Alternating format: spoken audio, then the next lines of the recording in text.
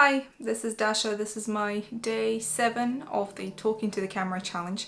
I've been doing this a whole week, and I think every 7th day I'm going to be doing some sort of my own perception of how it's going, give myself some feedback about what's going well, what's not going so well, basically review the progress and whether I think I'm moving anywhere and whether this exercise is really working for me.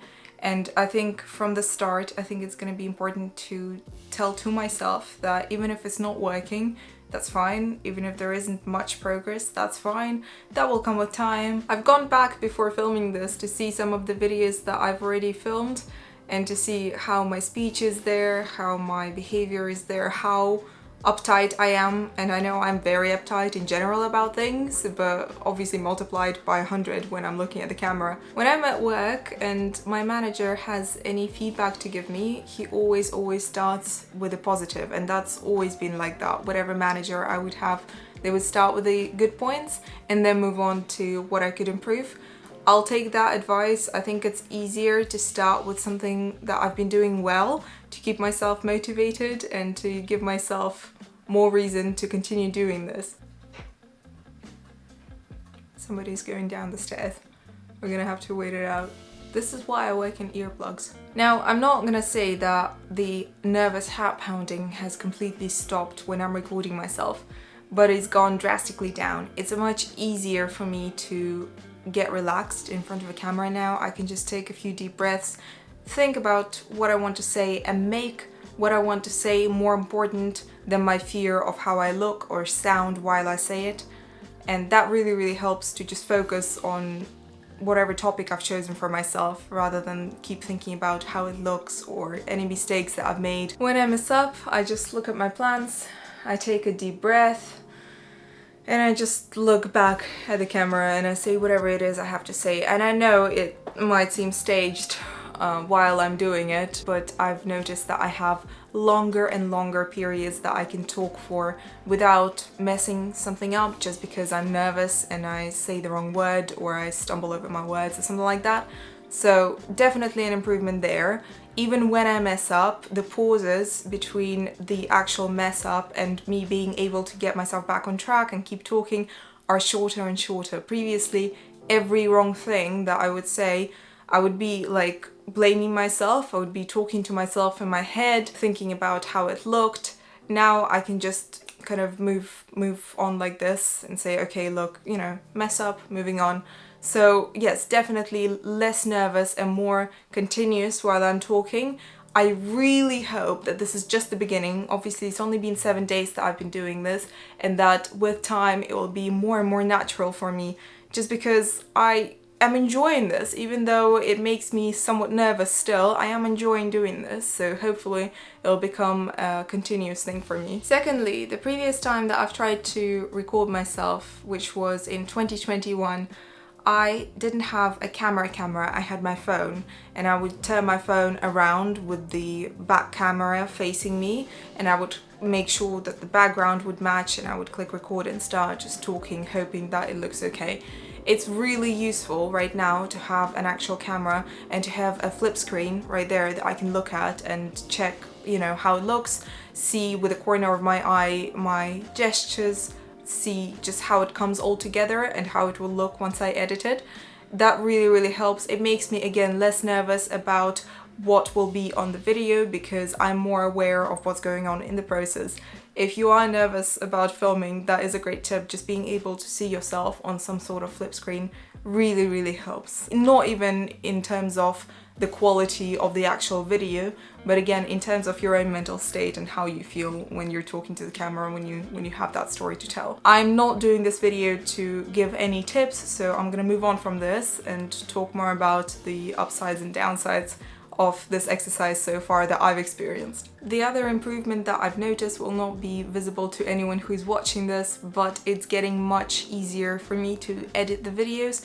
It's become some sort of a routine because I have to do one every day, so it's quicker and quicker for me to cut the stuff out that I don't want to be in and just leave the stuff that's useful or has any sort of information that I want to share. And lastly, I don't really know how to explain it, but I feel more like myself when I'm recording this. I feel like I can let more of my personality come through a little bit, and it's less like I'm trying to put on a face to be that someone on YouTube. It's more like just me doing this exercise, and the more I do it, the more natural it feels, the more I can feel like it's just me talking, it's just my thoughts. Previously, with the idea of YouTube, I thought you had to have this perfect life, especially if we're talking vlogging channels, to have this perfect life to show to others and inspire them. In reality, most of us have very mundane lives, and that's okay. I've accepted that for myself. I am going to be talking about mundane stuff, I'm going to be showing mundane stuff, and the fact that I'm acknowledging this and accepting this actually helps me do this more often without being so harsh on myself or on the quality of my words or whatever it is I'm showing. So I decided I don't want to be a perfectionist about this. I want to choose topics that interest me and me alone. I don't want to chase any trends. I don't want to research what's hot right now. I just want to talk about what's interesting to me and what occupies my mind. And maybe in the future, if I start doing a little bit of vlogging, then showing my life as it is rather than putting on a picture perfect view, because picture perfect might be inspiring, but then it's unrealistic.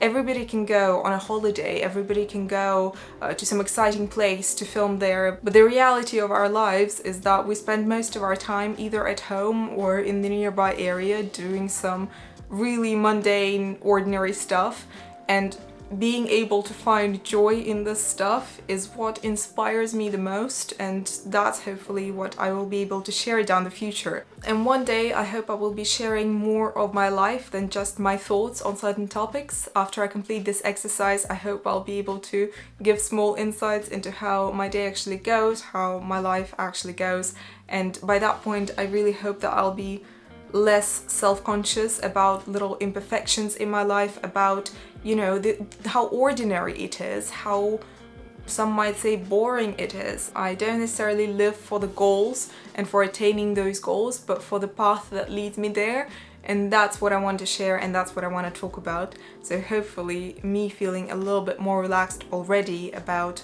little imperfections and about how mundane sometimes our thought processes are will help me get to the point that I want to be in. Moving on to what my colleagues call even better if, and in human terms that's just stuff that's not going so well that can be improved upon. First of all, I've noticed that I say a lot, and I don't notice it when I talk. I notice it when I start editing the videos. Right now I'm thinking about it, so I'm trying to avoid it as much as possible. But if I relax and just start talking about something and I blank out for a split second, I start using I start filling in the space. Sometimes I say and so instead, so some sort of filler words that just are there because I'm scared that if I stop talking the pause will be too awkward. I will do my best to cut those out with time. Again, I'm not saying it's going to be next week or next month, but this is something that I'm going to want to focus on if I want my speech to be a bit more coherent and a little bit more understandable to other people. Here we go. I've caught myself doing that. We will get rid of that. Secondly, I don't really write scripts for my videos because I want it to come across as naturally as possible. I want to have a conversation rather than inform, like on the radio, for example. So I want it to be a natural conversational environment here. For that reason, I don't really write word-for-word scripts, but at the same time, if I have a phrase in my mind, an idea of how I want to convey something, then my brain kind of sticks to it almost word for word, and that creates some extra difficulties because, for example, if I mess up, I start the same phrase with exactly the same words over again, so it's kind of like I'm determined to say stuff in certain words that I thought through, you know, 10 seconds in advance, and I don't really deviate from that. I want to relax a little bit. I want to be able to just express my mind rather than speak in some sort of pre-rehearsed phrases. I don't really know how it comes across on videos and whether it's obvious, but I really want my speech to be even more natural, even less, you know, stuck up.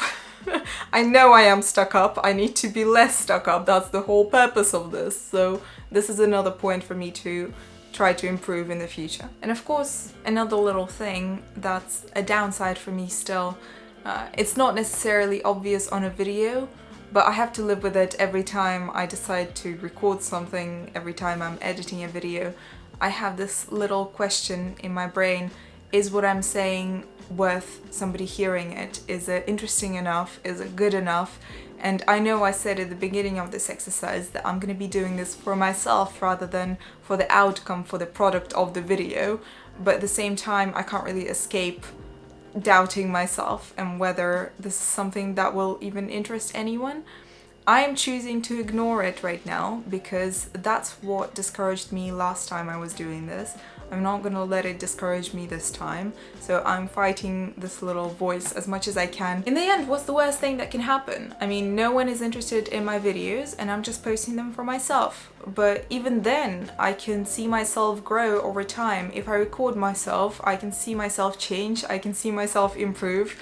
This is almost like a diary, but more visual. It's gonna be really great for me down the line, and it doesn't necessarily mandate others to be extremely interested in what I have to say or watching me in huge numbers. I'm not going to be measuring the success or failure of this exercise by the number of views or the number of likes.